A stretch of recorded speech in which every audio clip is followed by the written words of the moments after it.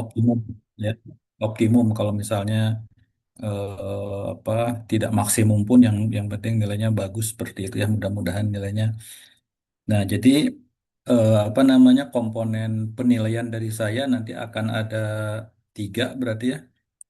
Tentu yang pertama adalah tugas-tugas begitu ya. Jadi eh, yang belum melengkapi tugas gitu ya, silahkan ya masih saya berikan karena nanti kalau misalnya setelah nilai keluar kemudian minta apa Pak gimana tugasnya ditumpukan itu nggak bisa ya.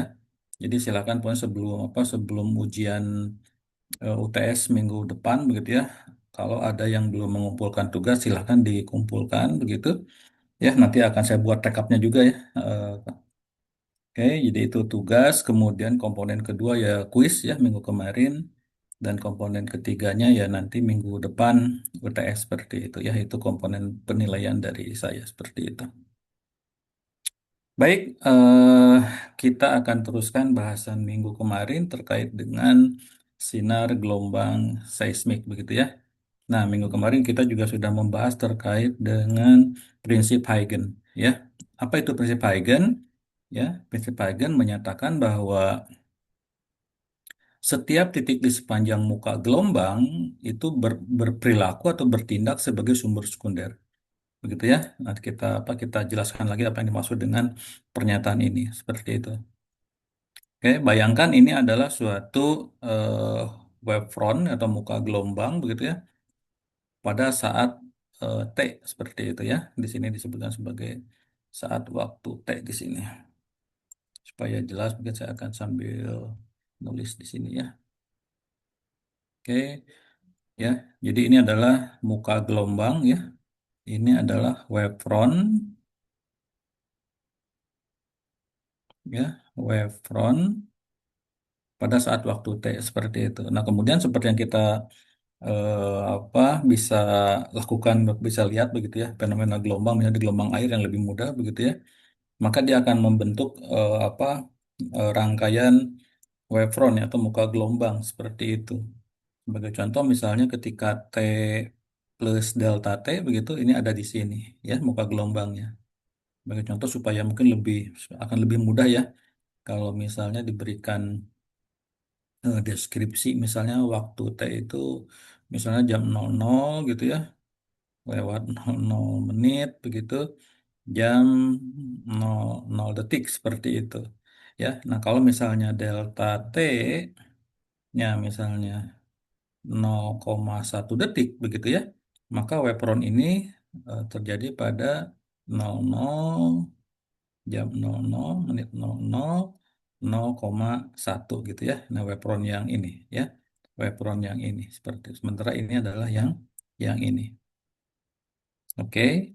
Nah, kemudian Huygens atau prinsip Huygens menyatakan bahwa setiap titik di apa sepanjang muka gelombang, sebagai contoh kita lihat misalnya titik-titiknya ini ya, titiknya ini nih, titiknya ini nih, ya. Kita ambil beberapa titik gitu ya, maksudnya ini kita ambil 5 titik seperti itu. Nah, Huygens menyatakan bahwa titik ini dia berperilaku juga sebagai sumber sekunder. Nah, kalau dia sumber sekunder begitu ya, maka dia juga akan menghasilkan wavefront gitu kan. Tetapi wavefrontnya relatively dengan radius kecil gitu ya. Ini yang ini nih.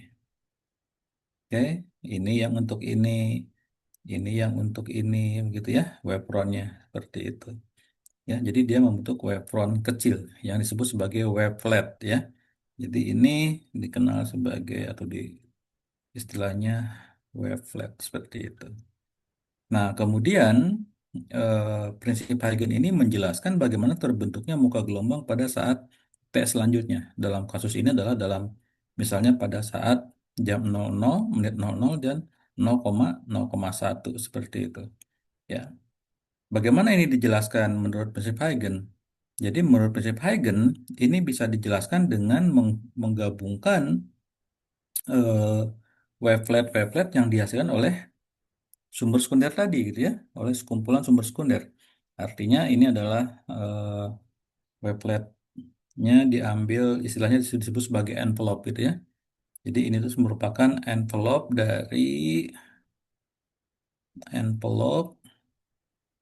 dari eh wavelet gitu ya. Dari wavelet seperti itu. Oke ya. Jadi ini yang apa? Ini yang dimaksud dengan apa namanya prinsip Huygens seperti itu. Ya, ini yang apa sebetulnya sudah kita jelaskan di minggu kemarin, tapi saya ulang lagi begitu ya supaya kita paham apa yang dimaksud dengan prinsip Huygens. Oke, ya. Ya, tambahan dari penjelasan yang kemarin.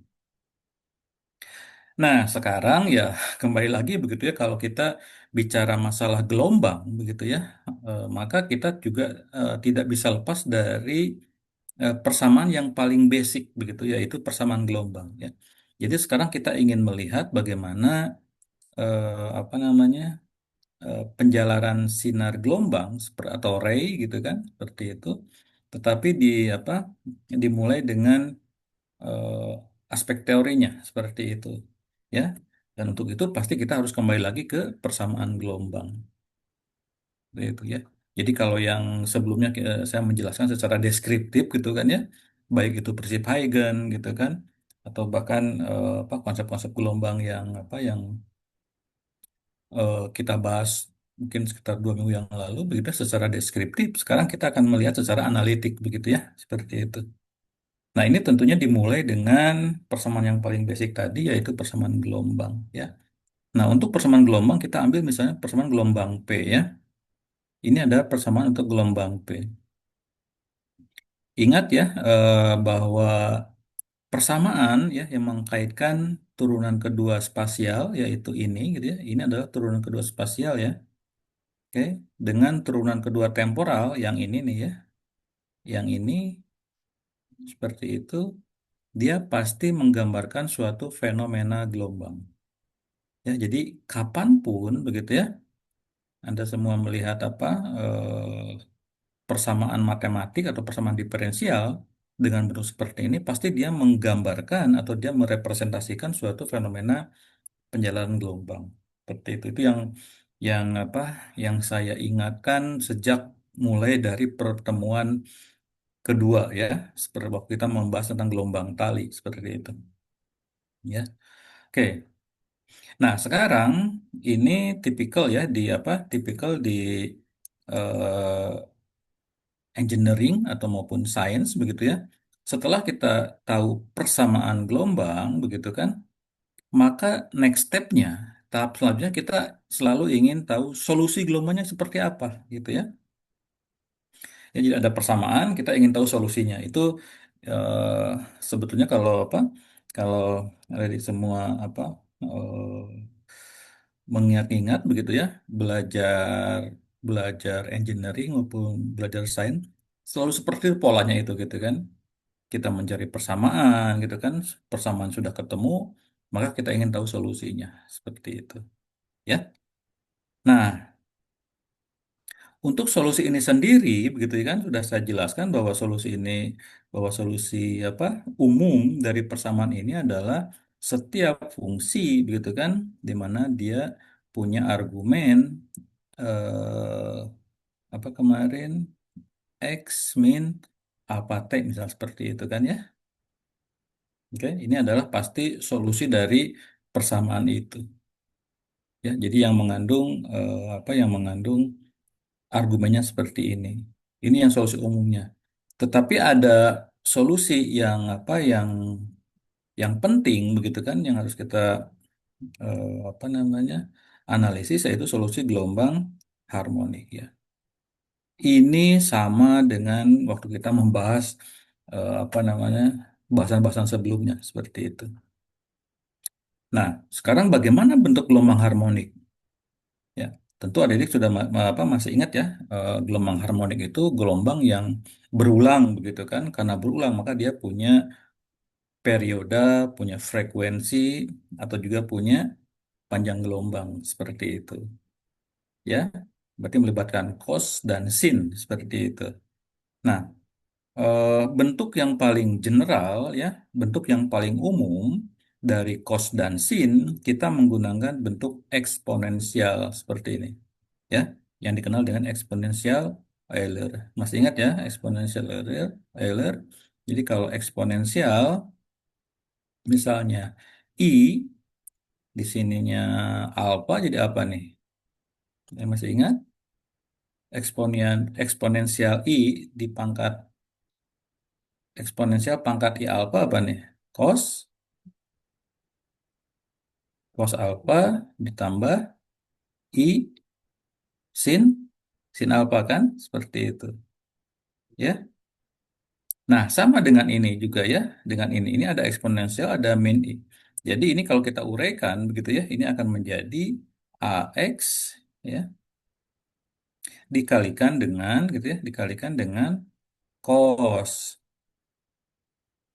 omega TX plus T seperti itu. Ini ada min ya, berarti ini min I sin omega TX ditambah dengan T seperti itu. Ya, jadi pernyataan apa? Pernyataan ini ya, pernyataan ini itu bisa dijabarkan menjadi seperti di bawah ini. Ya, dinyatakan dalam cos dan sin seperti itu. Nah, sekarang kita lihat ini beberapa apa? Beberapa parameter yang apa yang terdapat di persamaan ini. Sebagai contoh misalnya di sini ada x ya, ada x ini x vektor ya. X vektor ini adalah ruang begitu ya. Ini adalah ruang. Sementara di sini ada T, itu adalah waktu ya. Kemudian ada omega. Ini masih ingat omega apa? Omega disebut sebagai apa ini? Ini ada omega.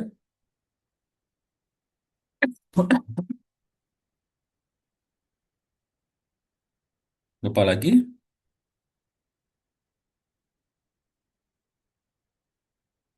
Frekuensi sudut ya. Disebutnya sebagai frekuensi sudut ya. Oke. Ada ini lagi nih. Kemudian ada A. A disebut apa nih di sini nih? A disebut sebagai apa nih? A disebut sebagai amplitude ya.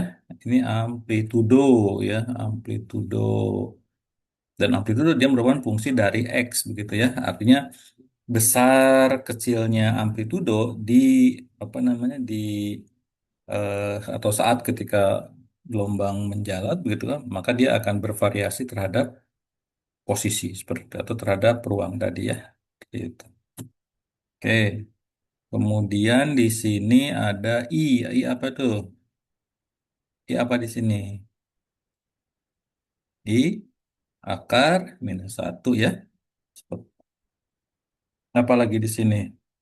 Nah, di sini ada TX ya yang mungkin apa baru pertama kali baru pertama kali lihat tentang oh ini apa nih TX nih seperti itu ya. Nah, kalau kita lihat TX di sini juga pasti dia apa punya satuan waktu gitu ya. Jadi ini punya satuan waktu ya, dan ke depan nanti kita akan tahu bahwa ini tidak lain adalah travel time ya, atau waktu tempuh penjalanan gelombang ya. Ini travel time atau waktu tempuh seperti itu. Oke ya, clear ya. Dan ini adalah bentuk solusi gelombang harmonik dari persamaan atas. Itu yang perlu dipahami ya. Jadi ini adalah bentuk solusi untuk gelombang harmonik untuk persamaan gelombang yang di sini seperti itu. Nah, artinya apa kalau solusi? Ya, misalnya eh, ini solusi ini artinya apa? Artinya kalau ini kita substitusikan gitu kan ya. Kalau ini kita substitusikan ke atas, kita ganti ya ini ke sini ya dan ini juga ke sini seperti itu ya. Maka dia harus klop gitu kan. Harus masuk seperti itu ya. Oke. Jadi apa namanya? Sekarang kita akan mensubstitusikan persamaan theta apa persamaan di bawah ini ya ke dalam persamaan ini, persamaan gelombang seperti itu. Jadi kita substitusikan bentuk persamaan solusi gelombang ke dalam persamaan gelombangnya seperti itu. Ya. Nah, ini kalau kita masukkan ini akan apa? Akan relatif panjang ya kalau kita urutkan gitu satu-satu. Tapi mungkin prinsipnya seperti inilah ya. Saya tidak akan apa namanya menjelaskan secara detail begitu ya. Seperti itu. Misalnya nabla kuadrat U, nabla kuadrat P ini apa nih? Apa artinya di sini? Yang masih ingat? Atau nabla kuadrat apa? Wahyu, Maharani, dan yang lainnya? Nabla kuadrat apa nih? Nabla kuadrat ini atau del kuadrat.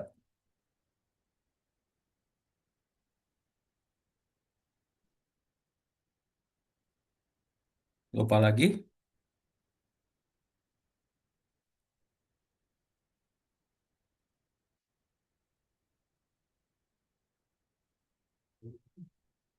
Wahyu, Maharani, dan yang lainnya lupa lagi. Ini apa? Laplace, Pak. Ya, Laplace. Apa, pernyataannya apa? Ya, ini operator Laplace begitu ya. Ini sama dengan apa nih? Sergio. Ya, ini namanya gitu kan? Ini namanya operator Laplace begitu ya. Seperti itu. Oke, sekarang tinggal apa nih? Operator Laplace ini apa? Ya, rumusnya. Do Do kuadrat, kuadrat U dibagi do X kuadrat, Pak. good. Ya, terus kalau karena kita bicara masalah tiga dimensi ya. Karena tiga dimensi maka ini terus ya do kuadrat, do y kuadrat ditambah do kuadrat, do z kuadrat. Seperti itu ya. Ini disebut sebagai operator Laplace ya. Pernyataannya seperti ini. Nah, sehingga kalau operator Laplace ini kita terapkan untuk pi seperti ini, ya maka sama ini ya. Do kuadrat pi do x kuadrat gitu ya. Ditambah dengan do kuadrat pi do y kuadrat ditambah do kuadrat pi do z kuadrat. Seperti itu. Ya. Nah, makanya kalau ini kita memasukkan ini ya, saya akan hapus beberapa supaya tidak terlalu crowded ya.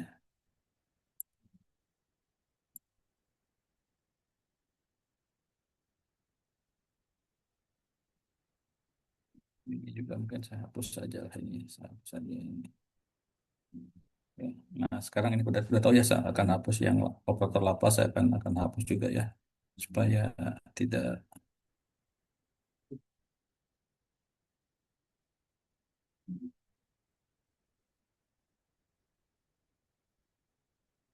oke. Ya, nah kalau tetanya kita masukkan, begitu ya. Tetanya ini kita masukkan ke sini. Ini hapus, ini saya hapus juga supaya bersih ya. Oke.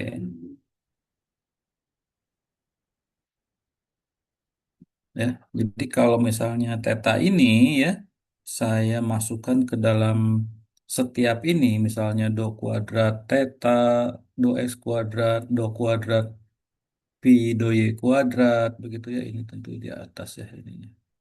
Kemudian masukkan juga ke sini ya, seperti itu, maka tentu dia akan menghasilkan apa suatu bentuk formulasi yang apa yang lain seperti itu, begitu ya.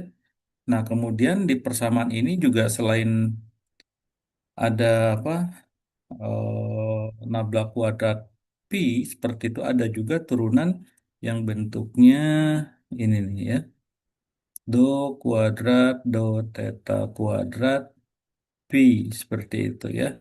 Ini adalah turunan kedua dari persamaan ini. Oke. Nah, kalau itu sudah diperoleh begitu ya, ini misalnya suatu fungsi bla bla bla bla gitu kan, ini suatu fungsi apa gitu kan, seperti itu. Maka ini kita ganti ya. Jadi bagian ini atau taruh ini misalnya A lah ya, ini misalnya A kita sebut, ini misalnya B lah, seperti itu ya. Atau jangan A ya, karena ini A digunakan untuk amplitudo. Ini misalnya C lah gitu ya. Ini C seperti itu. Ya, nanti ini kita masukkan di sini.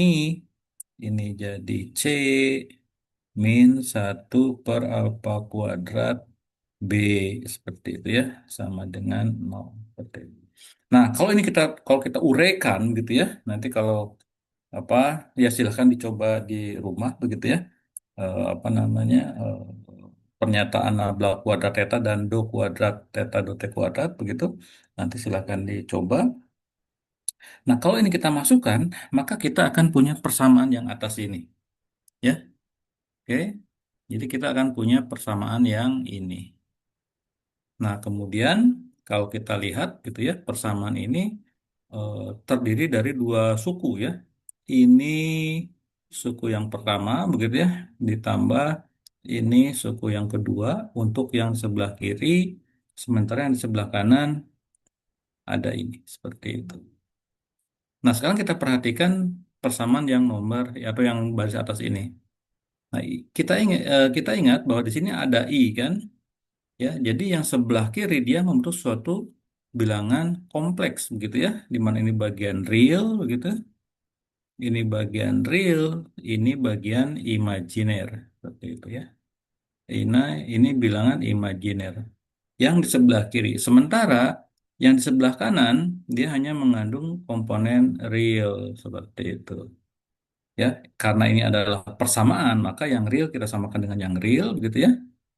Jadi yang ini kita samakan dengan yang ini, ya. Sementara yang imajiner, karena imajiner hanya ada di suku ke kiri, ya, hanya ada di bagian ini, bagian kiri, seperti itu. Artinya apa? Artinya sebelah kanannya sama dengan I0, seperti itu ya. Ini adalah bagian imajinernya. Jadi ini harus sama dengan 0. Oleh karena itu, kalau ini kita bagi gitu ya untuk bagian realnya, suku realnya, maka kita akan mendapatkan persamaan ini. Ya, ini adalah persamaan untuk suku real atau komponen yang realnya ya. Seperti itu. Sementara untuk bagian imajinernya, kita akan ketemu persamaan ini. Oke ya. Dan ini apa membahas tentang teori sinar gelombang seismik gitu ya atau sinar gelombang apapun seperti itu. Ini sangat penting ya karena nanti ini akan membawa ke aspek fundamental. Oke. Ya.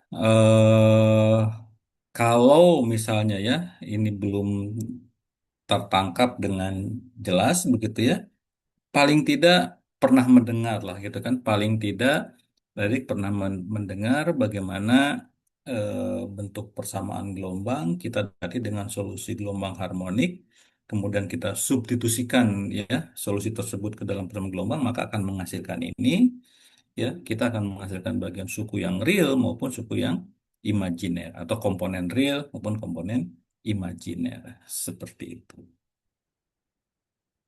Oke, nah sekarang kita lihat apa namanya bagian yang realnya saja ya. Ini adalah bagian yang real. Ya, ini adalah eh, bagian ya, ini adalah bagian real atau komponen yang real ya, menghasilkan seperti ini. Ya, coba saya ingin tahu kalau misalnya ini kita bagi ya, ini kita bagi dengan atau eh, kita kalikan lah ya, kita kalikan dengan omega kuadrat dibagi omega kuadrat seperti itu. Akan seperti apa nih? Kalau ini kita bagi dengan omega kuadrat atau jangan di apa jangan dengan omega kuadrat dibagi saja nggak harus dikalikan dengan ini ya. Kita akan dikalikan atau dibagi ya. Ya, ini kita kalikan dengan 1/omega kuadrat. Nah, yang sebelah kiri, begitu kan, berarti ini kan dibagi nih. Ini dibagi dengan omega kuadrat kan, seperti itu. Nah, kemudian yang bagian ini pun, begitu ya, dibagi dengan omega kuadrat, seperti itu. Ya, demikian juga yang sebelah kanan kan, ini harus dibagi dengan omega kuadrat. Nah, karena yang sebelah sebelah suku ini ada omega kuadrat di atas, maka dia saling menghilangkan ya. Seperti itu. Ini saling menghilangkan, ini saling menghilangkan, demikian juga dengan yang ini ya. Saling menghilangkan, ini saling menghilangkan. Oke, nah kalau ini kita tuliskan di sebelah sini gitu ya, maka ini akan menjadi Laplace operator dikalikan dengan A dibagi omega kuadrat ya, dikurangi dengan A delta T diabsolutkan kuadrat sama dengan min A per alfa kuadrat ya.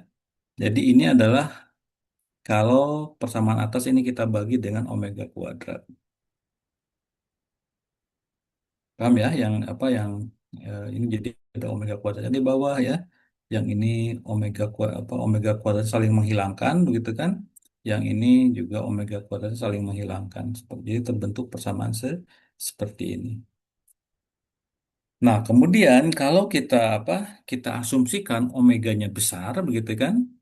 Ya, misalnya omeganya cukup besar begitu atau suatu bilangan yang besar, maka dari persamaan atas mana yang bisa kita abaikan coba? Dari persamaan ini mana yang bisa kita abaikan? Kalau omeganya besar, coba perhatikan dulu ya yang di kotak ini, yang di kotak biru ini. Kalau omeganya besar, maka komponen mana yang bisa kita hilangkan?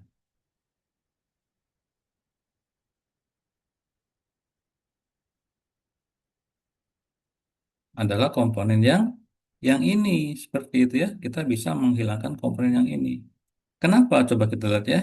Nabla kuadrat A dibagi dengan omega kuadrat begitu. Ya. Maka kalau omeganya besar, maka ini merupakan pembagian ya. Nabla kuadrat A ini dibagi oleh suatu bilangan yang lebih besar karena dikuadratkan lagi begitu ya. Misalnya taruhlah 100 jadi 10.000 ya. Oke, jadi kalau misalnya omeganya Omeganya 100 begitu ya. Omeganya 100 Hz begitu ya, maka omega kuadratnya jadi 10.000 begitu kan ya.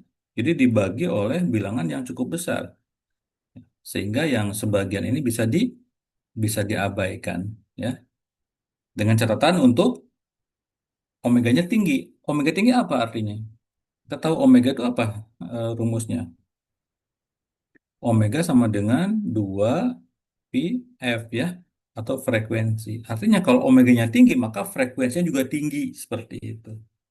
Ya. Jadi kalau begitu untuk gelombang-gelombang dengan frekuensi tinggi begitu ya, maka komponen ini bisa diabaikan seperti itu. Dan karena diabaikan, maka yang tertinggal hanya dua ini kan, dua dua suku ini nih. Jadi yang tertinggal hanya dua suku yang lainnya seperti itu. Dan gitu ya, dua suku ini bisa dinyatakan oleh persamaan seperti berikut. Ya, saya hapus dulu. Ya, jadi dua suku ini bisa dinyatakan oleh persamaan ini. Ini yang disebut sebagai persamaan ikonal, ya, ikonal. Ini yang disebut sebagai persamaan ikonal. Dan ini adalah dasar dari apa penjalaran sinar gelombang seperti itu. Ya, ini adalah penjalaran sinar gelombang. Sehingga walaupun mungkin nanti walaupun kita tidak akan membahas secara detail begitu kan bagaimana persamaan ikonal ini begitu, tapi paling tidak sekali lagi begitu ya, ada di semua pernah mendengar begitu ya tentang persamaan ikonal, yaitu persamaan gelombang begitu ya, persamaan gelombang yang didekati dengan solusi gelombang harmonik seperti itu, kemudian kita aplikasikan suatu asumsi di mana gelombang tersebut punya frekuensi frekuensi tinggi seperti itu. Ya, itu disebut sebagai persamaan ikonal, bentuknya seperti ini. Nah, sebelum itu saya ingin tahu dulu apakah pernah mendengar istilah persamaan ikonal ini atau ini baru pertama kali?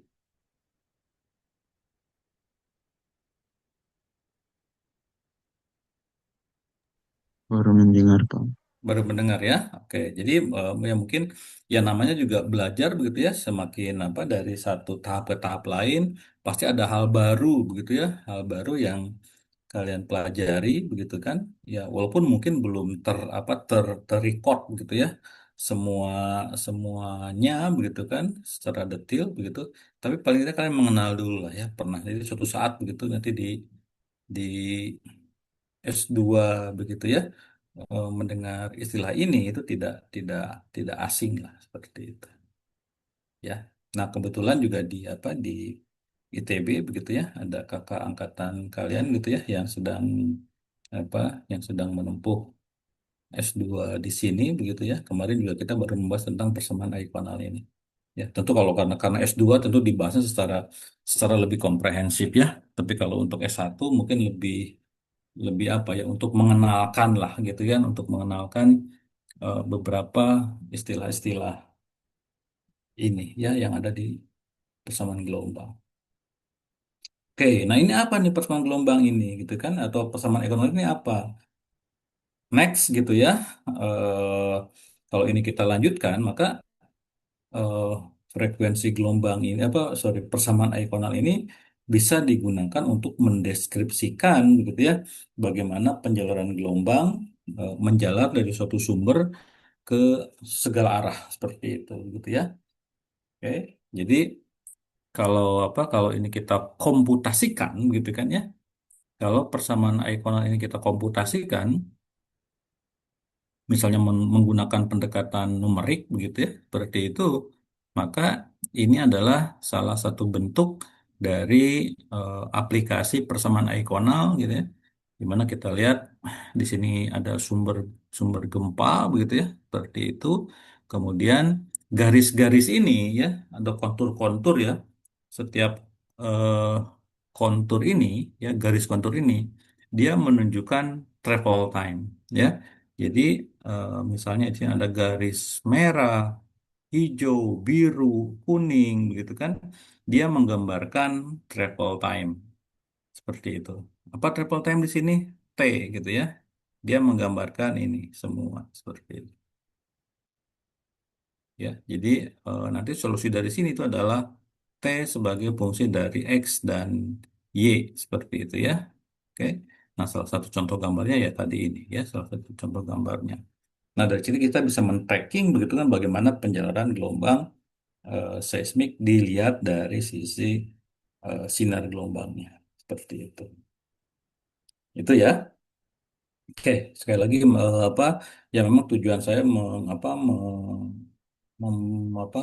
membahas ini lebih ke arah untuk Anda pernah mendengar lah gitu kan walaupun mungkin kalau memahami secara detail gitu kan perlu waktu gitu bukan bukan berarti tidak mungkin ya untuk S1 memahami ini tetapi perlu waktu untuk pendalamannya pemahamannya seperti itu ya mungkin bagi orang-orang yang bagi mahasiswa yang sangat penasaran gitu kan punya penasaran rasa penasaran tinggi begitu ya atau misalnya searching misalnya atau diskusi dengan AI seperti itu begitu kan ya ini bisa dipahami juga seperti itu. Oke ya ini nah sekarang kita akan membahas tentang si teori sinar gelombang yang relatifly mungkin lebih familiar lah begitu ya dengan ada seperti itu. Nah, tadi di awal saya menyatakan prinsip Huygens ya, prinsip Huygens. Nah, sekarang ada prinsip lain yang penting dalam pembahasan eh, sinar gelombang ini yaitu prinsip Fermat. Kalau prinsip Fermat pernah mendengar Wahyu, Sergio, Rehan yang telah di sini? Prinsip Fermat atau Fermat? Belum pernah, Pak. Belum pernah juga. Oke, nah nambah lagi Belum kan pernah. tuh ya. Nambah lagi itu kalau yang untuk yang belum pernah ini jadi tambahan ilmu begitu kan ya. Kalau yang sudah pernah mungkin di mata kuliah lain gitu ya. Ini menjadi pendalaman lah seperti itu. Nah, prinsip Fermat menyatakan sinar gelombang akan merambat mengikuti lintasan dengan waktu minimum atau waktu yang tercepat, begitu ya. Ini gambarnya, penjelasannya di seperti ini. Sebagai contoh, misalnya kita punya dua lapisan batuan ya, punya dua lapisan batuan, yang satu warnanya kuning ya di atas ini dengan kecepatan seismiknya alfa 1 begitu ya. Kemudian ini kita sebut sebagai lapisan pertama ya. Kemudian yang di bawahnya ini kita sebut sebagai lapisan kedua. Lapisan ke satu kecepatan seismiknya alfa 1, lapisan kedua kecepatannya alfa alfa 2 seperti itu ya. Alfa 1 sama alfa alfa 2 seperti itu. Nah, sekarang bayangkan ada sinar gelombang yang menjalar dari medium pertama. Contohnya misalnya sumbernya dari sini gitu kan, bisa bisa dia sumber gempa gitu kan, dan sebagainya seperti itu ya. Nah, tadi sinar gelombang itu kan digambarkan sebagai garis begitu ya. Sinar gelombang digambarkan sebagai garis ya. Maka sinar gelombang di medium pertama itu digambarkan oleh garis yang ini. Gitu ya ke sini. Oke, seperti itu. Taruhlah ini namanya misalnya titik O ya, yang ini yang titik pusat ini disebut sebagai titik O, seperti itu. Ya, kemudian dari titik O ya kita tahu bahwa sinar gelombang akan direfraksikan begitu ya, atau akan dibiaskan. Misalnya dibiaskan ke arah sini. Gitu kan. Ini kita sebut sebagai titik P aksen. Jadi kalau ini adalah apa?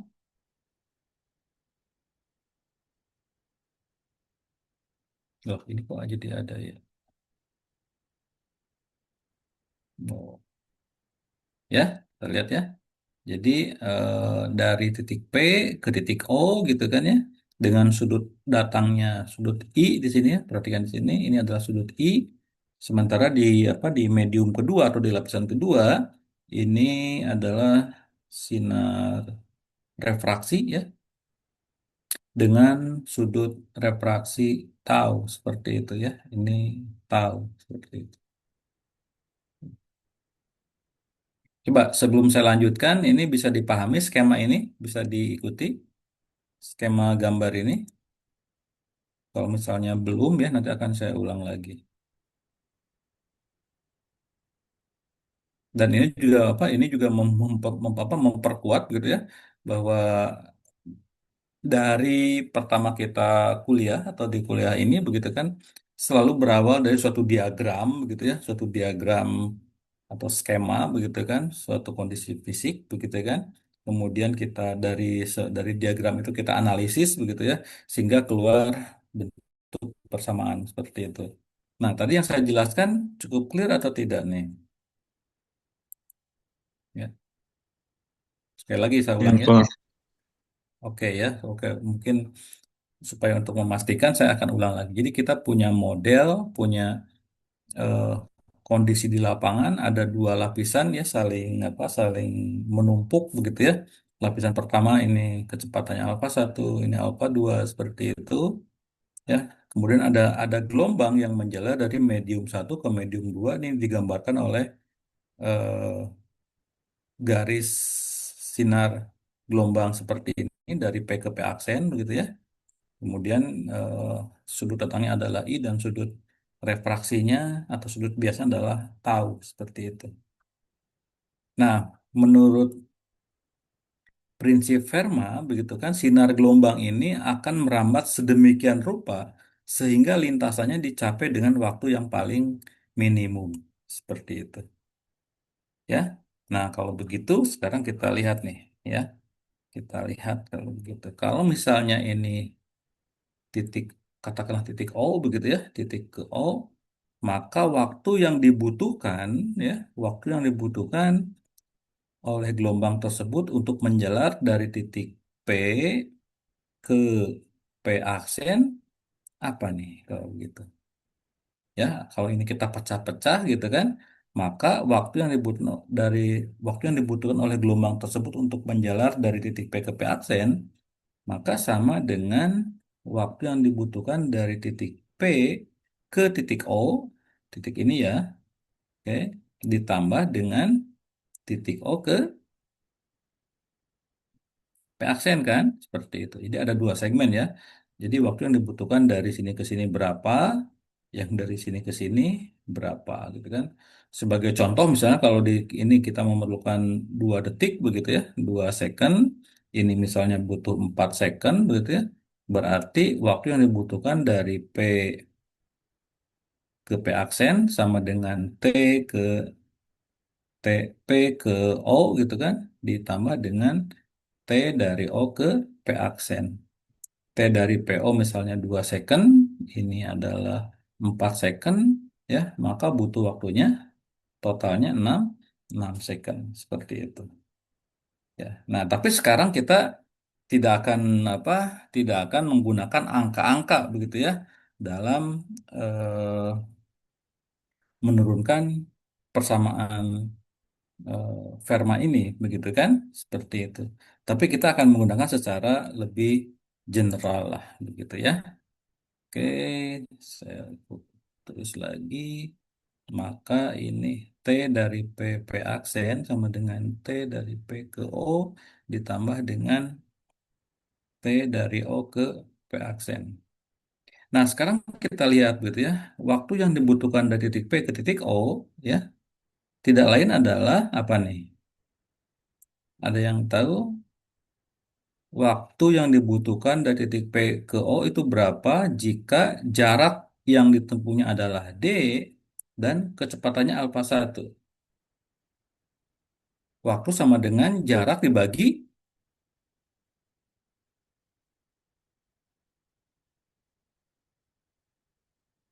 kecepatan kan? Ya, jadi jaraknya adalah D ya, kemudian kecepatannya alfa 1. Seperti itu. Oke. Nah, yang T ke OPAC-nya berapa kalau begitu? Ini jaraknya disebut sebagai E, di sini jaraknya E.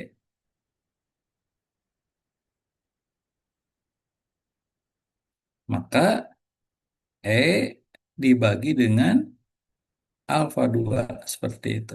Ya, ingat waktu sama dengan jarak dibagi kecepatan. Ya, maka waktu yang dibutuhkan dari titik P ke titik O, jaraknya D, sementara kecepatannya alfa 1.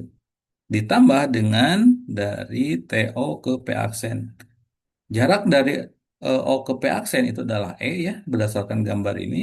Sementara kecepatan di apa di medium kedua adalah alfa 2. Jadi rumusnya seperti ini. Oke, ya. Nah, tetapi D gitu kan ya, di sini kita lanjutkan. Eh, D dan E gitu ya, bisa dinyatakan dalam bentuk X seperti itu ya. Oke, karena X itu adalah posisi di P aksen seperti apa sorry di titik P ya. Oke, jadi D dan E kita bisa nyatakan dalam bentuk X seperti itu ya. Nah, bagaimana dengan dari O ke P aksen? Ya, ini juga sama ya dari kan ini C ini ya. Panjang horizontal dari titik P ke P aksen adalah C. Maka yang ini ke sini gitu kan ke titik ini dia sama dengan C min X seperti itu. Ya. Oke, kita tuliskan di sini dulu ya walaupun eh, D coba gimana? D dinyatakan dalam bentuk apa? Dinyatakan dalam bentuk ini.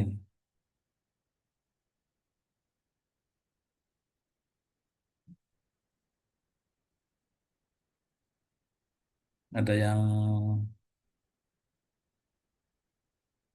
bisa ini nggak apa melihat bagaimana hubungan antara A ya ini A kemudian X dan D seperti itu. Ini gimana nih hubungannya ya? Kalau kita menggunakan persamaan Pitagoras begitu ya, berarti D kuadrat sama dengan A kuadrat ditambah dengan X X kuadrat ya atau D ini adalah akar dari A ditambah dengan X kuadrat seperti itu. Sorry, A kuadrat ya satunya ya. A kuadrat ditambah dengan X kuadrat.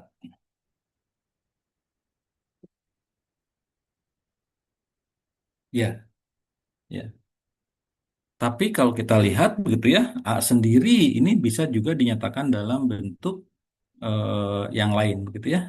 Seperti itu. Karena di sini masih ada A begitu ya. Maka A sendiri bisa dinyatakan dalam bentuk yang lain. Oke, ya. Demikian juga dengan segitiga ini ya. Kalau kita lihat segitiga yang ini nih ya, segitiga yang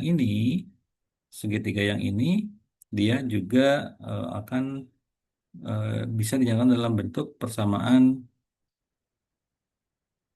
Pitagoras ya. Apa itu rumusnya?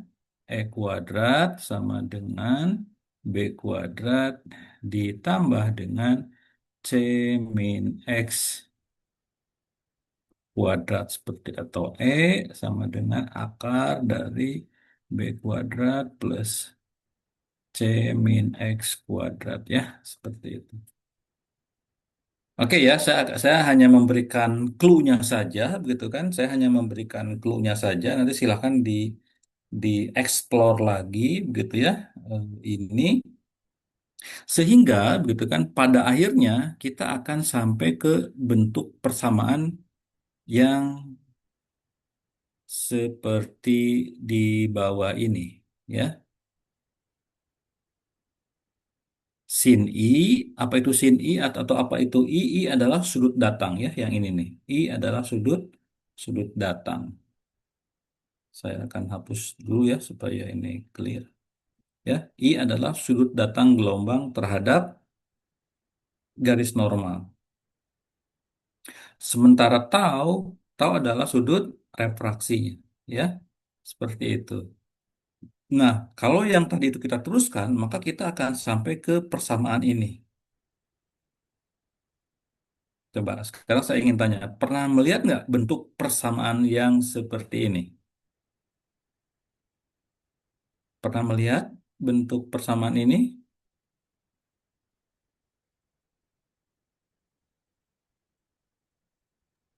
Hukum Snell, Pak. Hukum Snell, ya. Nah, jadi apa? Hukum Snell itu diturunkan dari prinsip Fermat, gitu kan? Bukan hukum Snell itu bukan tiba-tiba apa namanya muncul, gitu kan? Seperti itu, ya. Dari mana nih hukum Snell itu muncul atau keluar ya? Atau dihasilkan seperti itu? Itu muncul dari prinsip Fermat seperti itu ya. Mungkin saja, begitu kan ya? Mungkin saja waktu di kuliah-kuliah sebelumnya hukum apa hukum Snell itu sudah di apa sudah di rasanya sudah diberikan gitu kan atau ada yang menyebutnya hukum Snell, ada yang menyebutnya Snellius begitu kan silahkanlah begitu ya seperti ini ya. Nah, di kuliah gelombang gitu kan lagi-lagi kita membuktikan gitu ya bisa dibuktikan hukum Snell itu bisa diturunkan dari prinsip prinsip Fermat seperti itu ya. Jadi bukan tiba-tiba muncul ya hukum Snell, tapi ada historinya gitu kan bagaimana hukum Snell keluar seperti itu ya. Ini dari prinsip prinsip Fermat seperti itu. Tapi memang di sini saya tidak apa tidak jelaskan secara detail ya. Silakan bagi yang punya curiosity begitu kan ya silakan apa dipelajari lagi bagaimana hukum Snell ini dihasilkan seperti itu. Nah, oke ya, ini satu bentuk persamaan Snell begitu kan ya, di mana di sini I kita nyatakan ya I sebagai sudut datang dan apa tau disebut sebagai sudut bias ya, seperti itu. Nah, yang menarik adalah kalau misalnya sudut biasnya 90 derajat, kemana arahnya ya?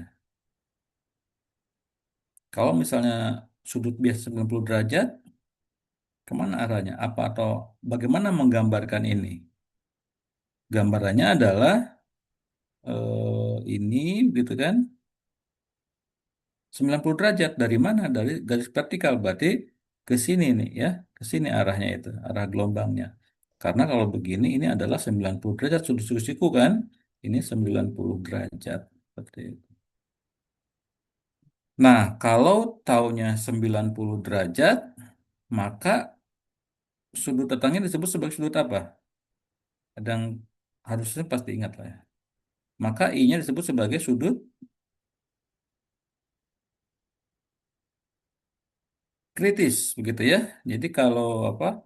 Kalau sudut biasnya 90 derajat, maka sudut datangnya disebut sebagai critical angle atau sudut sudut kritis ya, seperti itu. Jadi sudut kritis itu menghasilkan theta 90. Jadi kalau ini kita nyatakan dalam bentuk persamaan, maka ini akan menjadi sin I-nya jadi IC begitu ya, sudut kritis dibagi dengan alfa 1 sama dengan sin tetanya 90 dibagi dengan alfa 2. Sinus 90 berapa? Sinus 90, oh pada lupa nih. Satu, Pak. Satu ya, good. Satu per alfa 2 seperti itu. Jadi di sini sin I kritis atau sudut datang kritis itu sama dengan alfa 1 ditambah dengan alfa 2 seperti itu. Ya, atau dalam bahasa ininya berarti IC ya atau sudut kritis sama dengan arcus tangen gitu kan. Sorry kok arcus tangen, arcusin ya.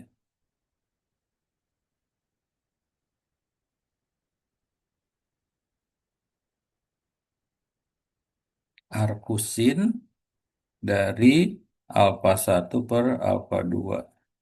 Ada juga yang arcusin itu dinyatakan dalam bentuk ini. Sin minus 1 dari alfa 1 per alfa 2 ya. Ada yang menulisnya seperti itu. Ya, jadi prosedur kritis itu bisa dihitung berdasarkan alfa 1 dan alfa 2 seperti itu. Oke, coba sekarang kita kita ini ya eh kita coba hitung misalnya kalau alfa satunya itu adalah 300 meter per second, alfa 2-nya untuk kita supaya lebih fokus kita coba pakai black screen ya. Nih, alfa satunya misalnya 300 meter per second, alfa 2-nya itu 500 meter per second, maka ditanyakan dari sini berapa sudut kritisnya, ya, berapa IC-nya. Coba hitung. Gimana itu rumusnya? Rumusnya adalah sin IC sama dengan alfa 1 per alfa 2 atau IC sama dengan arcus tangen dari alfa 1 per alfa 2. Ya, tinggal masukkan saja di sini.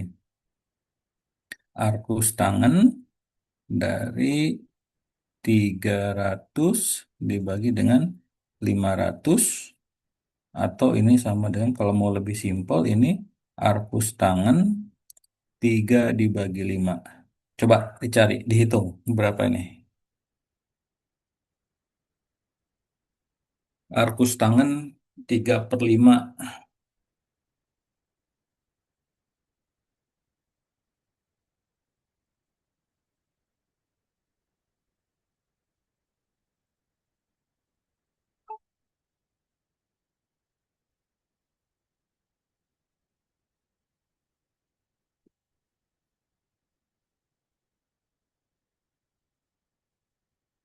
Hitung ya, pakai ya ini pakai perlu pakai kalkulator ya.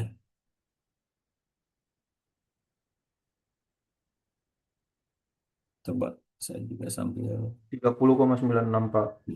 30 berapa? 30,96 30,96 Pak. derajat Iya Pak. derajat ya. Oke. Nah, ini apa artinya ya? Ini kita harus apa? Kita setelah kita bisa menghitung, maka kita harus tahu ini apa maknanya, gitu kan? Nah, sekarang bayangkan ya di sini ada batas lapisan apa? Ada batas lapisan eh, batuan, begitu ya. Batuan pertama ini 300 meter per second. Di bawahnya ini adalah 500 meter per second, gitu kan? Kemudian kita buat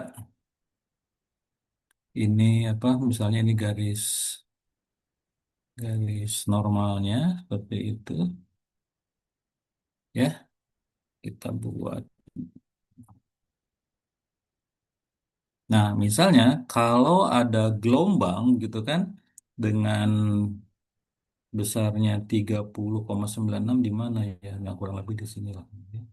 Misalnya ada gelombang yang datang dengan sudutnya, ya, ini sudut ini adalah 30,96 derajat, begitu, maka sudut biasanya itu akan di apa? Akan dibiaskan secara tegak lurus seperti itu. Ya, ini 90 derajat.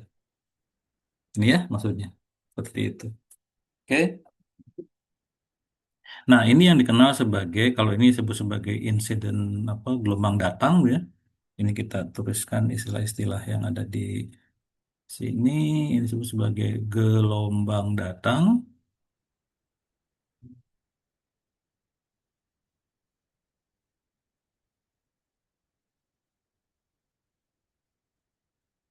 Ini disebut sebagai head wave, ya. Ini dikenal dengan head wave, ya.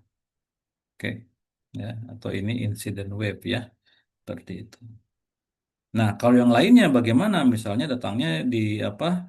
Oh, lebih kecil dari ini, gitu ya. Kita lihat misalnya kita hitung menggunakan hukum Snell tadi, ya. Kalau misalnya ini 3.300, kalau sudut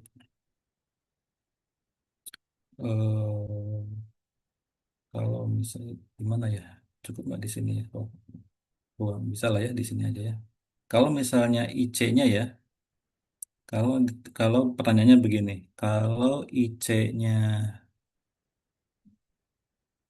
25 derajat, ya, berapa, sorry, kok IC sih. Kalau sudut datangnya 25 derajat, maka berapa taunya, gitu ya. Maka berapa taunya. Seperti itu, ya.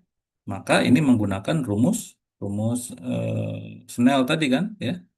Jadi sin I atau sin 25 derajat, ya, dibagi dengan alfa satunya 300 sama dengan sin tau dibagi dengan 500, kan, ya, seperti itu. Sehingga sin tau sama dengan 500 dibagi dengan 300 dikalikan dengan sin 25. Seperti itu.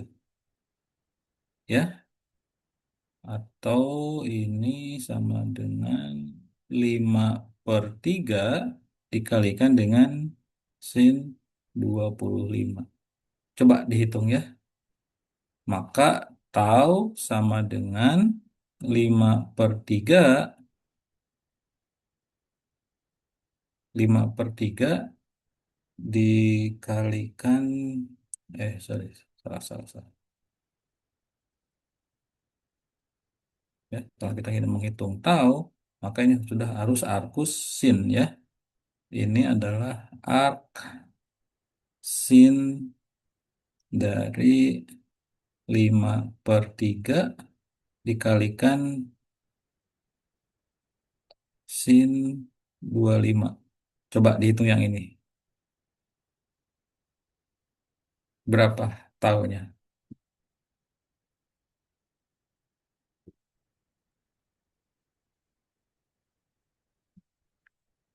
Kita hitung sinus 25 dulu ya, dalam apa ya, lagi-lagi dalam eh, dalam degree ya, dalam degree, dalam derajat begitu ya. Jadi pilih dulu degree, kita 25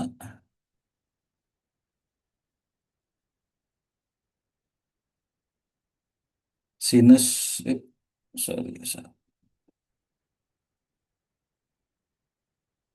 sin dari 25 degree.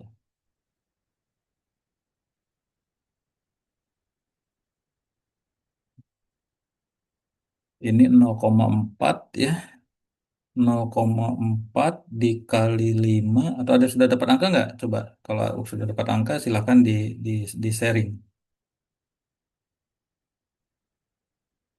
Dibagi 3 sama dengan, nah ini sama dengan arkusin dalam kurung 0,704 ya. Berapa nih? Arkusin 0,704. Dapatnya 44,7 derajat, Pak. 44,7. Iya, Pak. 44,7 ya, Franciscus ya. Iya, Pak. empat puluh Oke. empat koma Ke- tujuh derajat, Pak. Ya. Nah, ini artinya apa? Ini artinya kalau misalnya gelombangnya 25 derajat di mana? Ya, kurang lebih 25 derajat di sinilah gitu ya. Ini kira-kira aja ya. 25 derajat itu di sini mungkin ya, mungkin di sini. Seperti itu. Ini 25 derajat, maka dia akan di 44, hampir 45 ya, ya di sinilah ya, ke sini nih.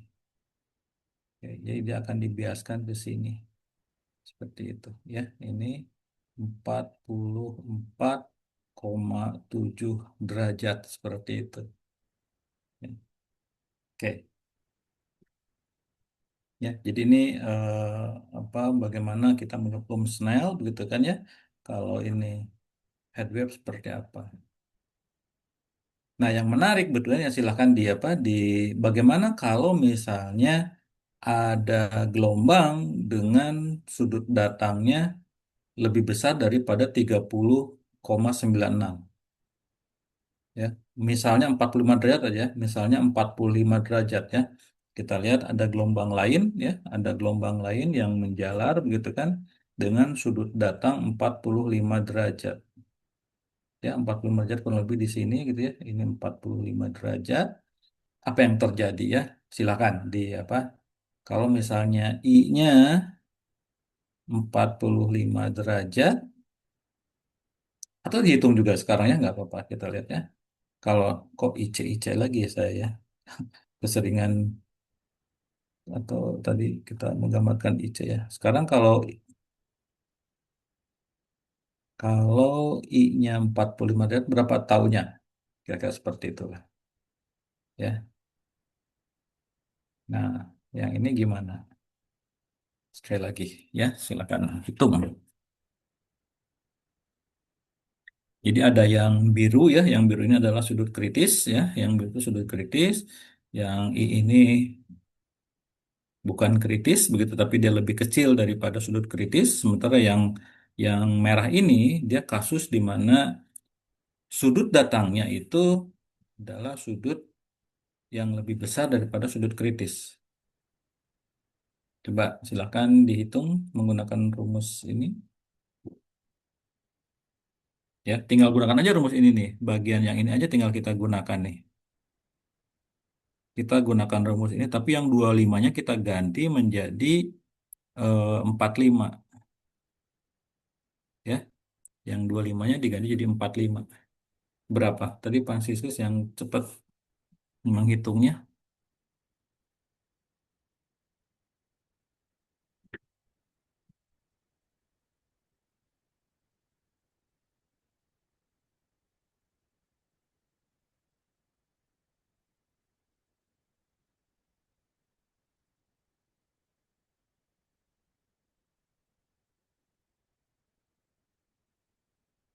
Jadi 45 dulu ya, 45 derajat kita sinkan ya.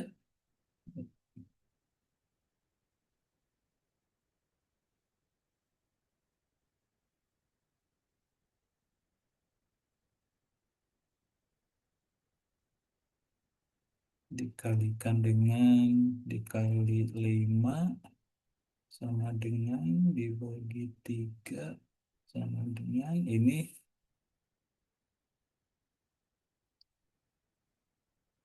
udah ketemu berapa ini? Jadinya arkus berapa ini? Arkus sin berapa? Arkus sin 1,17 ya. 1,1785. Coba cari berapa arkus sin 1,1785.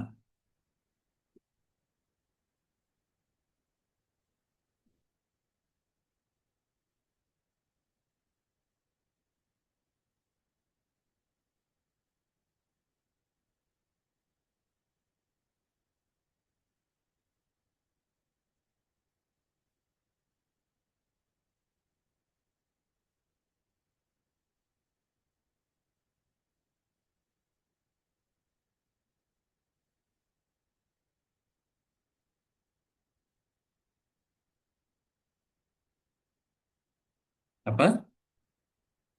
Bisa dicari nggak hasilnya? Nggak ada kan? Ya, ini hasilnya tidak ada seperti itu. Artinya tidak menghasilkan gelombang refraksi. Nah, kalau tidak menghasilkan gelombang refraksi, ya, maka ini akan dipantulkan ya. Ini mulai dari sini, maka akan eh, disebut sebagai total reflection begitu ya. Jadi kalau kalau sudutnya apa? Kalau sudutnya lebih besar daripada sudut kritis ya, maka disebut sebagai total total reflection ya. Betul seperti itu? Taunya taunya ada yang nemu tahu nggak, Wahyu? Tidak, Pak. Enggak kan ya, karena Karena kenapa? tidak Karena terdefinisi. ya, tidak terdefinisi kan? Karena kenapa? Karena sinus itu maksimumnya satu, sementara ini nilainya 1,1785 seperti itu gitu ya. Artinya dia tidak terdefinisi secara secara matematik tidak terdefinisi, tapi secara fisiknya artinya bahwa tidak ada refraksi di situ begitu kan? Ya, seperti itu. Oke. Nah, dari apa? Dari sini gitu ya, kita bisa melihat bagaimana kalau apa lebih kecil daripada sudut kritis pada sudut kritis dan lebih besar pada sudut kritis ya apa yang terjadi seperti itu ya. Ini disebut sebagai total refleksi atau ditotalkan apa dipantulkan secara total ya, total reflection.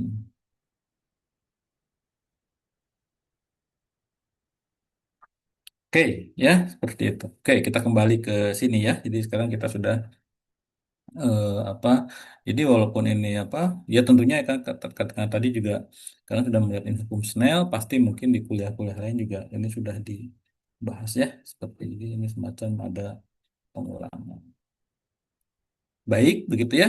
Nah sekarang eh, kita lanjutkan seperti ini begitu ya. Ya, bayangkan lagi-lagi kita membayangkan ada dua lapisan, begitu kan? Ada lapisan pertama itu dinyatakan oleh gelombang P-nya alfa satu gitu ya. Kecepatan gelombang P-nya, kecepatan gelombang S-nya beta satu gitu ya. Kemudian lapisan kedua ini, ya, ini lapisan pertama, ini lapisan kedua, di lapisan kedua ada alfa 2 dan beta 2 seperti itu, ya. Oke. Karakteristik batuannya begitu. Kemudian kita membuat eksperimen ya, misalnya di sini ada suatu ledakan begitu ya, kita atau sumber gelombang begitu. Kemudian kita gambarkan dua sinar gelombang ya, karena ini dalam konteks sinar gelombang begitu kan. Ya, maka ini ada kita gambarkan ada tiga tipe sinar gelombang. Yang pertama adalah direct wave, ya.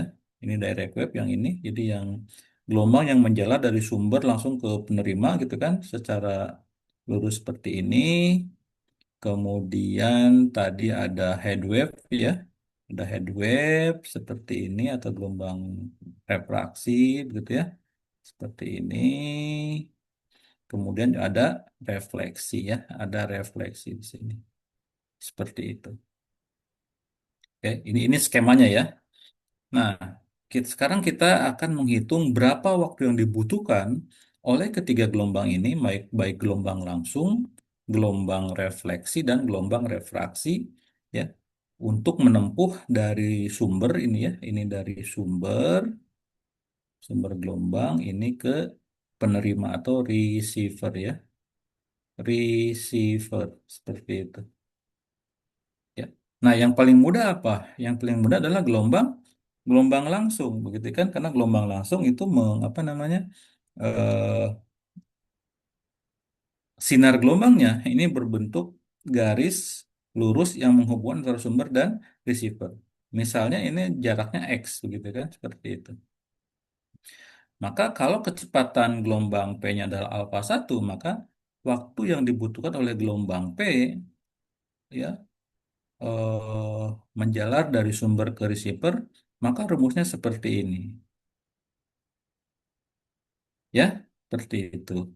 Oke, ini rumus. Jadi misalnya ya, kalau misalnya X-nya adalah 1000 meter, begitu ya, 1000 meter, kemudian misalnya alfa satunya itu adalah, supaya mudah dibagi ya, kita anggap 200 meter per detik, begitu kan, ya. Maka waktu yang dibutuhkan oleh gelombang langsung ya atau tedir ya di sini tedirnya adalah 1000 dibagi dengan 200 meter per second sama dengan berapa ini?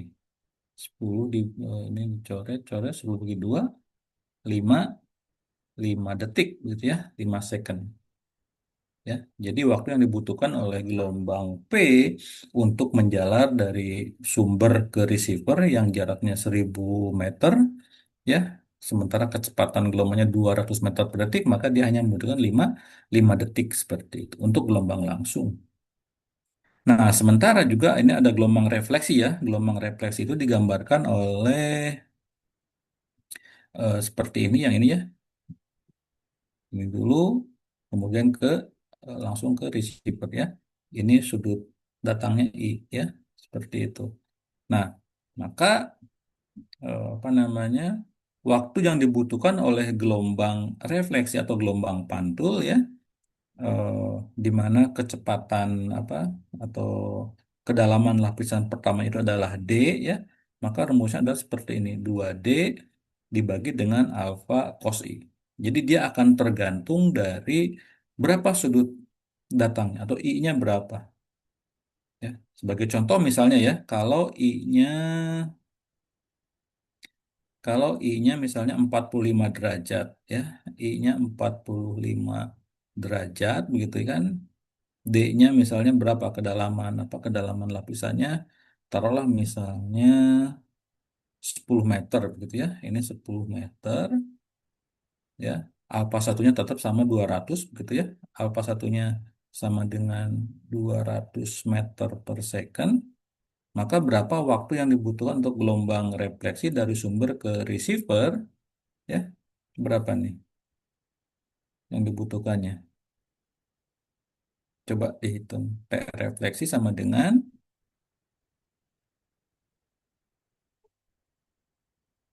2D, berarti 2 dikali 10 dia menjadi 20 dibagi dengan 200 dikalikan dengan cosinus 45 derajat. Berapa coba? Berarti ini kalau ini 2 dibagi 200 1/10 ya. 1/10 dikalikan cos 45 coba.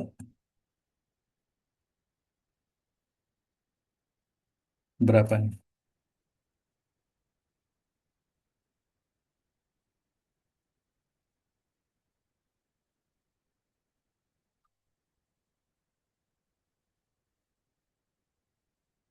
1 dibagi dengan 10 cos 45. Nol, Pak. 0. Masa nol?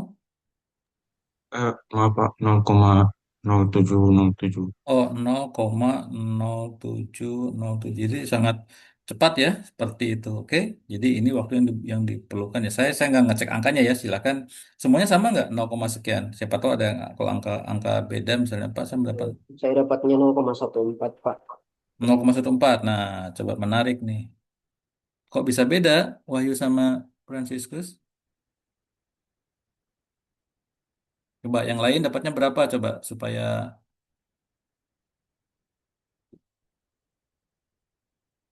0,14 Pak. oke. Nah, berarti Wahyu tolong dicek lagi ya, Wahyu ya. Kalau misalnya kalau secara statistik begitu ya, kalau ada eh, angka yang lebih banyak kemungkinan 0,14. Tapi silakan ya dicek lagi ya. Saya nggak ikut menghitung ya. Silakan Wahyu dicek lagi ya. Good, 0,14 ya. Artinya Pak, baik Pak. oke. Ya, artinya waktu yang dibutuhkan untuk gelombang refleksi itu 0,14 begitu ya. Nah, sekarang untuk gelombang refraksi gitu ya. Untuk gelombang refraksi, maka rumusnya seperti ini ya. Ini lebih kompleks ya, lebih panjang lah bukan ya lebih panjang sedikit lah gitu kan. Ya. Jadi untuk menghitung apa? Untuk menghitung gelombang refraksi, maka rumusnya seperti ini. Diperlukan ada X, ada D ya, ada IC-nya juga ada ya, atau sudut kritisnya juga ada seperti itu ya. Silakan dihitung. Nah, kalau misalnya eh, travel time tadi atau waktu yang dibutuh atau waktu eh, penjalanan gelombang tadi ini kita plot ya sebagai fungsi dari X gitu kan ya jadi kita plot T sebagai fungsi dari X ya jadi X-nya diganti tadi kan kita menghitung untuk yang 20 meter gitu kan. Ini kita ganti-ganti seperti itu maka gelombang refleksi itu akan atau gelombang direct dulu yang lebih mudah ya maka gelombang langsung akan punya kurva seperti ini. Ya, ini adalah kurva dari gelombang langsung. Ya, jadi dia berbentuk atau persamaannya berbentuk persamaan garis lurus begitu loh. Ya, demikian juga yang head wave ya. Untuk yang head wave karena mulainya dari X critical gitu kan ya. X critical tentu dia berasosiasi dengan I critical atau sudut kritis gitu ya seperti itu. Ya, untuk yang head wave ya ini juga digambarkan seperti ini. Tep, ini malah jadi jelek gambarnya. Ya, saya mungkin tunjuk aja lah ya supaya oke. Jadi ini untuk tadi untuk yang gelombang langsung, ini untuk gelombang head wave gitu kan. Ya, seperti itu. Nah, sementara untuk gelombang refleksi, kita lihat persamaan gelombang refleksi ya. Kita lihat persamaan gelombang refleksi seperti ini ya. Maka dia bentuknya akan berbentuk elips seperti ini. Ya, jadi kalau yang direct wave sama head wave dia berbentuk garis lurus begitu ya. Seperti itu. Sementara untuk gelombang refleksi dia gambarnya seperti ini. Ada yang pernah ingat ini membentuk kurva apa? Kurvanya untuk refleksi? Karena tadi karena saya tadi melihat bahwa hukum Snell sudah ada dibahas di kuliah lain begitu kan. Siapa tahu ada yang masih ingat yang refleksi dia akan membentuk kurva seperti apa? Jadi kalau gelombang gelombang langsung kurvanya berupa garis lurus, head wave juga berupa garis lurus. Nah, kalau refleksi barangkali ada yang apa? Ada yang masih atau pernah mendengar berbentuk hiperbola ya, dia berbentuk hiperbola ini seperti itu. Dan begitu ya, kemiringan tadi kan ada kemiringan apa? Gelombang langsung berbentuk garis lurus. Kalau garis lurus kan punya kemiringan ya, punya slope seperti itu. Maka slope-nya itu akan berapa? Sebanding dengan 1/kecepatan 1 seperti itu. Sementara untuk head wave gitu ya, slope-nya itu atau kemiringan dari kurva untuk head wave ini, maka slope-nya atau kemiringannya dia sebanding dengan 1/alpha 2 seperti itu.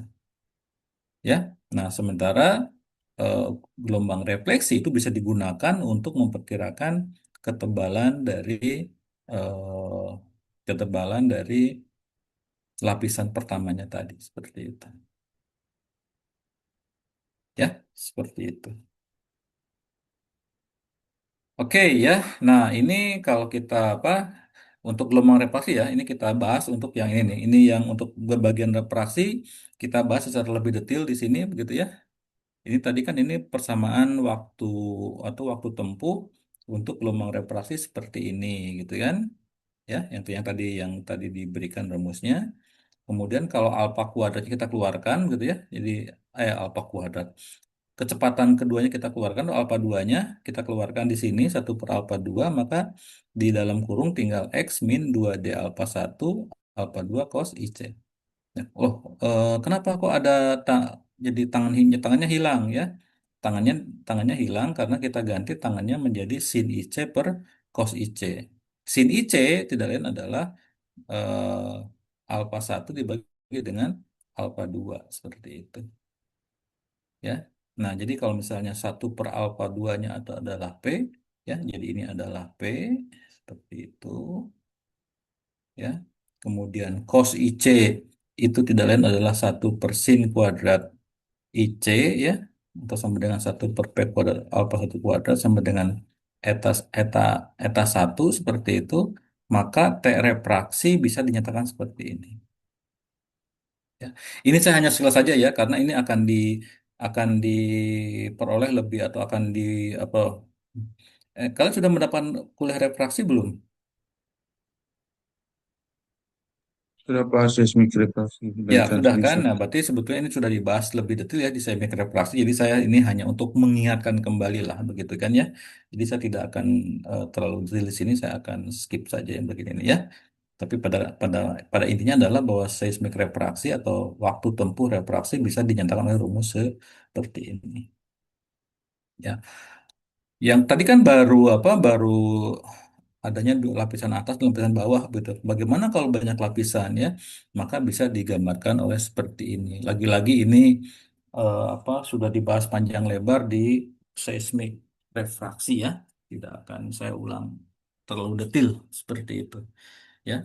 Nah, tapi hanya saja bahwa ini berkaitan dengan bahasan tentang sinar seismik begitu ya. Jadi apa eh, sudut apa sorry waktu tempuh gelombang refraksi, refleksi gitu kan sudut kemudian juga gelombang langsung ya itu terkait dengan penjalaran sinar gelombang seperti itu.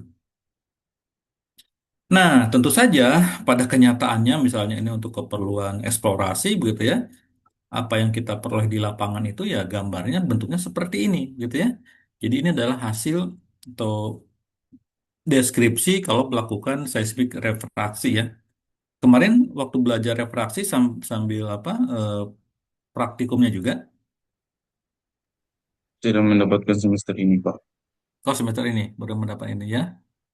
Oke, nanti juga apa ketika praktikum gitu ya, maka akan apa nanti akan diberikan gambaran misalnya ya kita memberikan sumber gelombang di sini ya, sumber gelombang tuh atau apa gelombang yang dihasilkan ditangkap di beberapa penerima atau receiver atau geopon begitu ya. Seperti itu. Ini adalah equipmentnya ya, secara bentuknya nanti akan di apa akan dinyatakan dalam bentuk seismogram atau rangkaian rekaman seismik ya hasilnya seperti ini. Tadi yang digambarkan oleh ada direct wave gitu kan atau gelombang langsung, ada gelombang refraksi ya, kemudian ada gelombang refleksi. Maka ketika nanti eh, kalian praktikum begitu ya, maka yang kita hasilkan adalah wiggle-wiggle atau rekaman seismik seperti ini ya. Ini dikenal dengan wiggle seismik begitu ya, seperti itu ya, maka reflected wave itu seperti ini, direct wave seperti ini, refracted wave itu seperti ini. Itu yang harus dianalisis dulu begitu ya. Karena kan awalnya kan cuma gambar apa rekaman seismik saja seperti itu. Ya, jadi tidak langsung dalam bentuk gambar seperti ini maksudnya ya. Tidak langsung dalam bentuk kurva-kurva seperti ini ya, tetapi itu berbentuk rekaman seismik yang harus kita tentukan mana refleksi wave-nya, mana gelombang langsungnya, mana gelombang refraksinya. Seperti itu ya. Ada. Nah, kalian sudah belajar pemrograman nggak?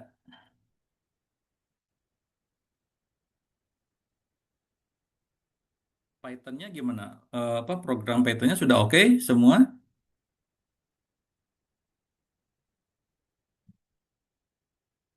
Wahyu, Raihan, Franciscus ini yang terlihat di layar. Apakah sudah sampai grafik belajar pemrogramannya?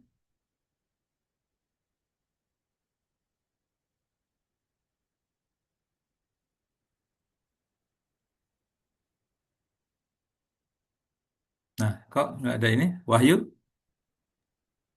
Sedang mendapatkan Pak di metode numerik dan Ya. komputer. Nah, maksud saya gini, ini ada beberapa alternatif ya, bisa dalam bentuk program komputer ataupun bisa dalam bentuk perhitungan di Microsoft Excel, ya. Jadi silakan dibuat ya, ini sebagai tugas begitu, ya, dibuat. Oke, gini aja mungkin ya. Kalau yang pemrogramannya sudah oke ya seperti itu mau dinyatakan dalam bentuk kode program akan lebih bagus begitu ya seperti itu. Tapi kalau misalnya yang pemrogramannya masih belum eh, canggih begitu ya, belum belum apa belum tahu ya bagaimana cara membuat atau cara menghitung menggunakan atau menghitung dan menggambarkan ya menggunakan Python begitu boleh menggunakan Microsoft Excel. Jadi ya, tugasnya itu adalah membuat kurva travel time begitu ya. Ini sumbu vertikal, sumbu kurva travel time-nya. Sementara yang horizontal adalah sumbu X-nya ya, seperti yang tadi. Nah, kemudian kita asumsikan punya dua lapis begitu ya. Ada alfa satu atau beta satu yang fokus lah misalnya boleh ambil aja gelombang P saja ya alfa 1 alfa 2 gitu kita lupakan beta 1 beta 2-nya kedalamannya misalnya D seperti itu maka tugasnya adalah membuat kurva travel time ini sebetulnya ya jadi tugas itu adalah membuat membuat seperti ini ya membuat kurva seperti ini ya jadi membuat membuat kurva seperti ini ya tugasnya itu dari suatu struktur atau kondisi bawah permukaan seperti itu ya jadi silakan ditentukan lapisan D-nya silahkan ditentukan sendiri-sendiri ya. D-nya silahkan mau berapa, alfa satunya silahkan mau berapa, alfa duanya silahkan mau berapa seperti itu. Ya, nanti kurvanya ini harus ada kurva gelombang langsung, gelombang langsung gitu kan. Ada kurva gelombang refraksi ya, ada kurva gelombang refleksi seperti itu. Ya, jadi nanti ada tiga kurva seperti yang tadi saya gambarkan seperti itu. Misal tadi gelombang langsung kan tadi bentuknya lurus seperti ini ya. Ini tadi misalnya gelombang gelombang head wave-nya gitu kan, ya. Kemudian tadi ada gelombang refleksinya seperti itu. Ya, itu tugasnya begitu ya. Berarti ini akan menjadi tugas terakhir saya ya, karena ini adalah pertemuan terakhir saya. Oke, sebelum itu saya akan tanyakan dulu, clear nggak tugasnya, jelas nggak? Pak, apakah saya boleh bertanya? Boleh, boleh, tentu boleh kalau belum jelas. Untuk tugasnya sendiri, kalau kita mau menggunakan programming itu dikumpulkannya dalam bentuk apa, Pak? Oke, Apakah disalin ke Word lalu dijelaskan atau bagaimana, Pak? ya, jadi oke yang dikumpulkan itu pertama kalau menggunakan program itu tentu adalah kode programnya ya. Yang dikumpulkan kode program ini utama ya, dan hasilnya ya. Dan hasilnya, apa itu maksud hasilnya itu kurvanya ya. Oke, kurvanya seperti itu. Kalau yang membentuk kalau yang menggunakan kode program, silahkan dikumpulkan kode programnya dan juga hasilnya, ya. Artinya hasil itu bentuk kurvanya. Plus analisis ya, plus analisis seperti itu. Analisis. Jadi di apa yang dimaksud dengan analisis itu adalah dijelaskan gitu kan ya, kurva gelombang langsung, kurva head wave dan refleksi gitu kan dijelaskan ya seperti itu. Nah, bagaimana yang menggunakan Microsoft Excel ya? Kalau yang menggunakan Microsoft Excel ya, maka yang dikumpulkan adalah file Excelnya ya, file Excelnya seperti itu plus hasil dan analisis sama ya, seperti itu. Begitu, Wahyu, menjawab? Iya, Pak. Sudah cukup jelas? Eh, Yang lain gimana? Silakan kalau yang belum jelas ya, sebelum nanti kebingungan ya, seperti walaupun nanti tentu masih bisa bertanya ya, walaupun ini nanti kalau masih bingung masih bisa bertanya. Dan itu dikumpulkan ya, itu dikumpulkan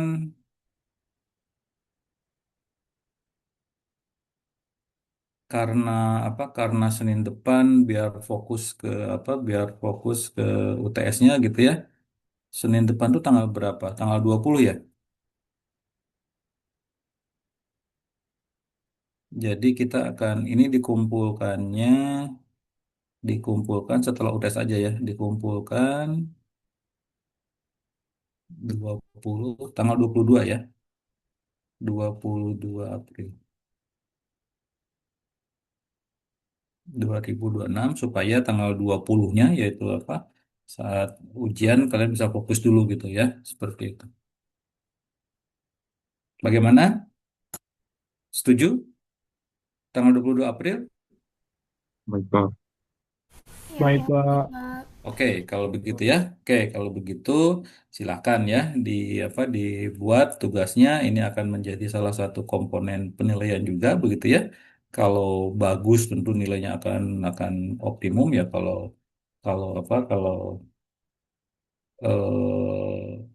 ada salah tentu akan mengurangi ya dari. Baik, kalau begitu ya. Saya rasa pembahasan tentang teori sinar gelombang kita cukupkan sampai di sini, begitu kan ya?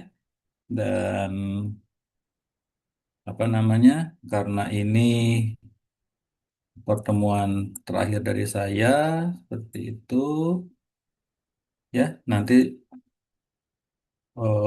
minggu depan akan UTS ya, nanti akan dikoordinir sama Bu Resti tentunya ya. Bu Resti mohon bantuan gitu, seperti itu. Dan ya, nanti kuliah selanjutnya akan dilakukan apa akan diteruskan oleh Pak Fatih dan Bu Resti. Begitu, Ya, Bu Resti, ya. Saya menyerahkan estafet ini kuliah kuliah gelombang ya, seperti itu. Baik ya, ya, dan ya mudah-mudahan ya selama perkuliahan ini bisa memberikan eh, basic ya tentang teori gelombang seismik begitu yang ya walaupun tentu ya ini level S1 saya coba menyesuaikan begitu ya dengan level S1 ya karena saya juga mengajar untuk S2 tentu harus lebih dalam seperti itu ya. Kalau S1 ya basic-basicnya saya berikan rasanya seperti itu ya. Baik, kita absen dulu ya, Bu Resti. Jadi mahasiswa aktifkan kamera.